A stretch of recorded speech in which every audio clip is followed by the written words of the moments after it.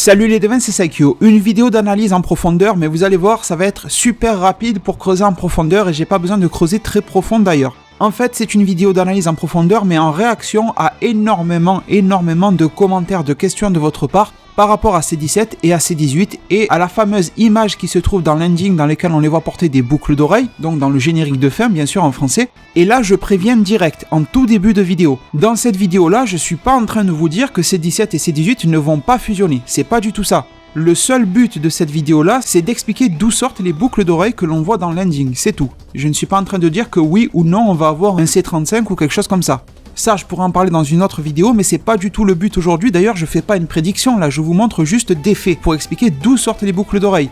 Donc, je ne sais pas vraiment d'où cette idée est partie, mais la seule chose que je sais, c'est que je reçois des tas et des tas de messages par rapport à ça. Alors, ce que je vais dire aujourd'hui va sembler être une évidence pour énormément d'entre vous, et certains vont même se demander pourquoi je fais cette vidéo-là. Du coup, bon, je pense que vous n'allez pas rester sur cette vidéo-là, et je vous remercie déjà d'être passé, et je vous remercie pour votre soutien. Mais après, le truc, c'est que je ne sais pas du tout d'où est partie cette rumeur déjà, mais je sais qu'elle est extrêmement répandue, et c'est pas du tout 2-3 messages minoritaires. J'en reçois des dizaines et des dizaines chaque jour. Hier, dans ma vidéo de review, j'ai reçu des dizaines et des dizaines de messages par rapport à ça. Alors bon, au début, je répondais à chacun en expliquant l'origine de ces boucles d'oreilles-là, mais après, bon, forcément, vous le savez, j'ai aussi ma vie privée, etc. Je peux pas être tout le temps devant le PC en train de répondre, même si je le voudrais.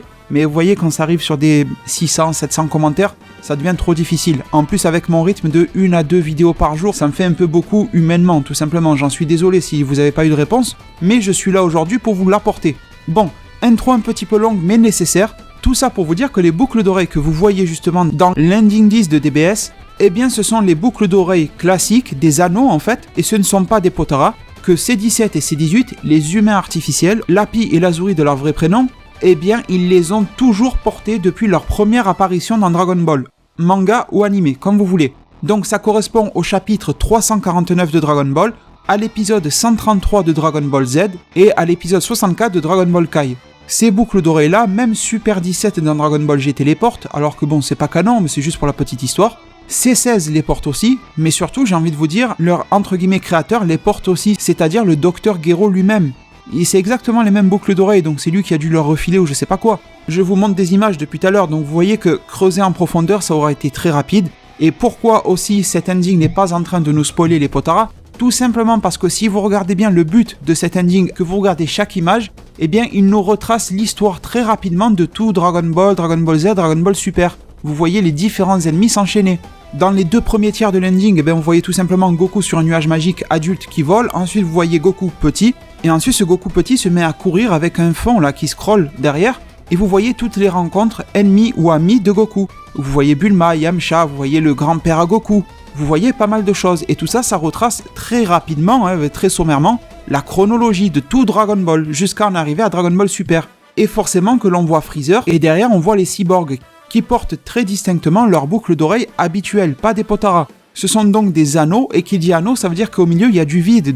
Donc forcément que quand vous regardez sur C17, vous voyez un rond noir au milieu, mais c'est pas le rond noir un petit peu sombre des Potara. Regardez sur C18, vous voyez le fond jaune en transparence derrière. C'est tout simplement parce qu'il y a du vide dans leur anneau de boucle d'oreille, voilà. C'est aussi simple que ça.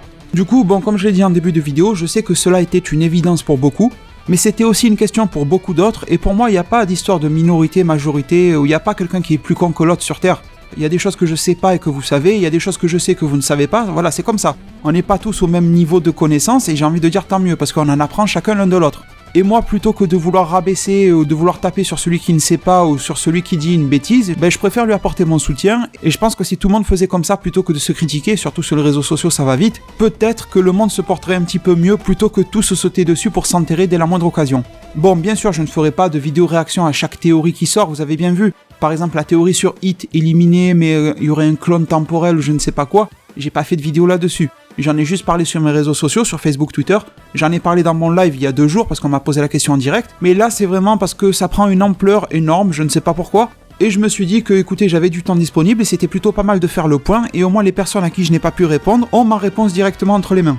Du coup, les devins, je vous remercie énormément de m'avoir suivi et écouté durant cette vidéo-là. J'espère pouvoir vous retrouver très nombreux au niveau du soutien, des likes, des j'aime, c'est super important. Je remercie déjà d'avance toutes les personnes qui contribueront à cela. Prenez tous très bien soin de votre futur et à plus pour de prochains arts divinatoires.